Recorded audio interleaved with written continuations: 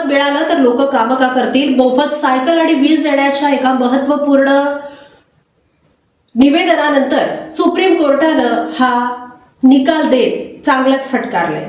मोफत गोष्टी देण्याच्या योजनांमुळे देशाच्या आर्थिक विकासात अडथळे निर्माण होतात अशा शब्दात सर्वोच्च न्यायालयाने गुरुवारी तीव्र नाराजी व्यक्त केली.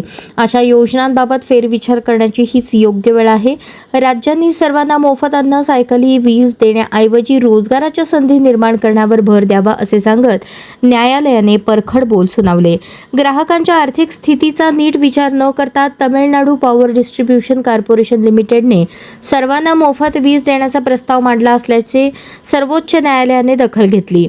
सरन्यायाधीश सूर्यकांत, न्यायाधीश जयमाला बागची, न्यायाधीश विपुल पंचोली यांच्या खंडपीठाने म्हटले, राज्यांनी गरिबांना मदत करणे समजण्यासारखे आहे, मात्र देशातील बहुतांश राज्यांना महसूल तुटीची समस्या भेडसावत आहे. तरीही ही राज्ये विकासाकडे दुर्लक्ष करून मोफत गोष्टी देण्याच्या योजना अंमलात आणत आहेत. अशा प्रकारच्या योजनांमुळे देशाच्या आर्थिक विकासावर विपरीत परिणाम होतो.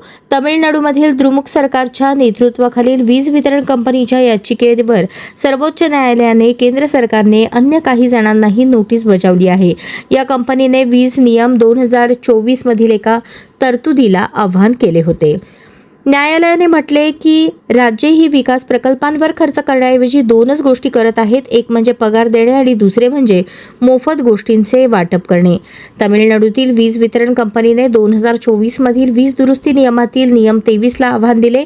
वीज पुरवठ्याचा मंजूर खर्च आणि ग्राहकांकडून वसूल होणाऱ्या दरातील तफावत 3% जास्त नसावी असे या नियमात म्हटले आहे.